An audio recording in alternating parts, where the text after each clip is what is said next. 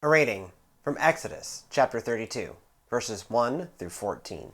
When the people saw that Moses delayed to come down from the mountain, the people gathered around Aaron and said to him, "Come, make gods for us, who shall go before us. As for this Moses, the man who brought us up out of the land of Egypt, we do not know what has become of him." Aaron said to them, "Take off the gold rings that are on the ears of your wives, your sons, and your daughters, and bring them to me." So all the people took off the gold rings from their ears and brought them to Aaron.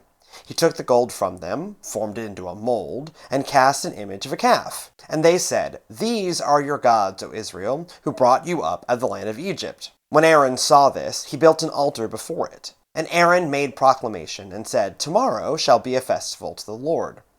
They rose early the next day and offered burnt offerings and brought sacrifices of well-being. And the people sat down to eat, drink, and rose up to revel. The Lord said to Moses, "Go down at once. Your people, whom you brought out of the land of Egypt, have acted perversely.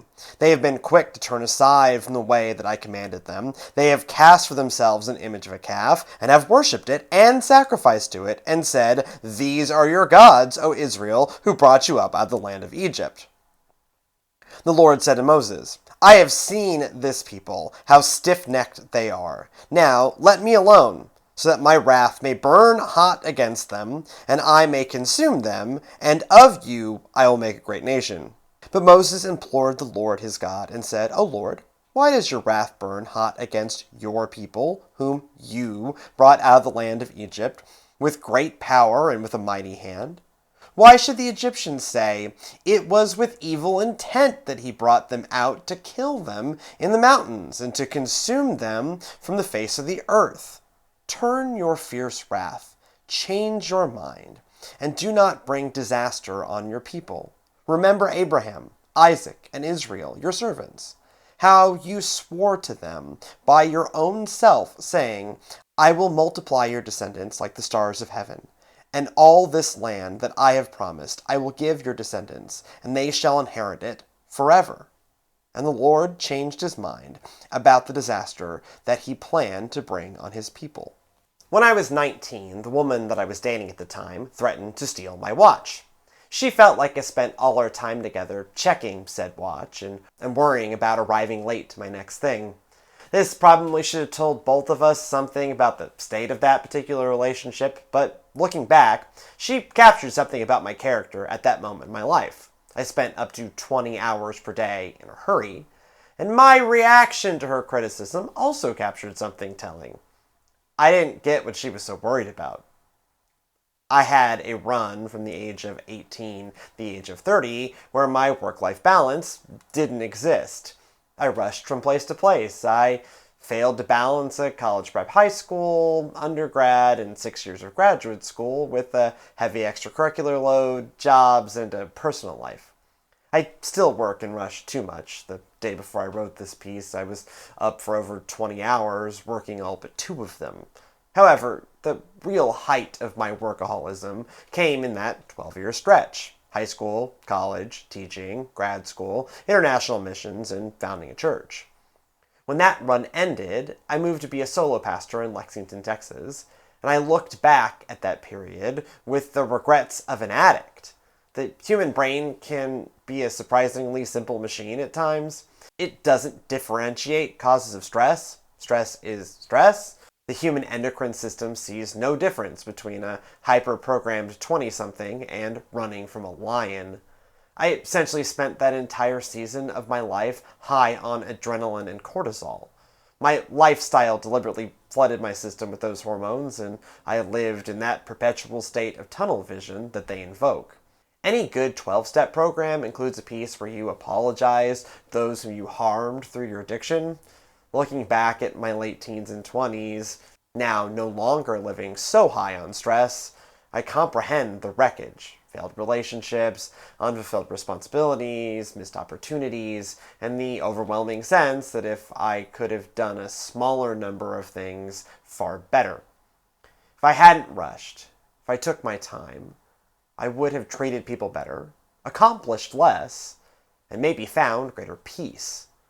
The story of the golden calf is about idolatry, and idolatry born of impatience, of being in a rush. When the people saw that Moses delayed to come down from the mountain, people gathered round Aaron and said, "Come, make gods for us, who shall go before us. As for this Moses, the man who brought us out of the land of Egypt, we do not know what has become of him." Aaron said to them, "Take off the gold rings that are on the ears of your wives, your sons, and your daughters, and bring them to me." Exodus chapter 32, verses 1 through 2. Moses goes up the mountain to receive God's law. How long did it take? However long it takes for the finger of God and the voice of God to dictate 11 chapters of Exodus. The people, including Moses' brother and right-hand man, disliked the lack of immediacy and rushed to make their own item for worship. At this point, we usually start dunking on them. After all that God has done, how could they give up so quickly? They saw the party of the Red Sea. Moses leaves their sight for a little while and they lose the script entirely?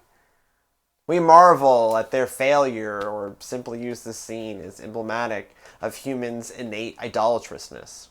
One can sum up this entire cycle of Exodus with people cry out, wondering where God is, God moves, the people praise God, the people cry out, wondering where God is. Out there in the wilderness, far from civilization, with nothing but desert and mountains as far as the eye can see, the Hebrew people didn't exactly live in comfort and peace. They lived as slaves. They fled. They got attacked by the Egyptian army. They watched God beat them back in a truly dramatic show of power.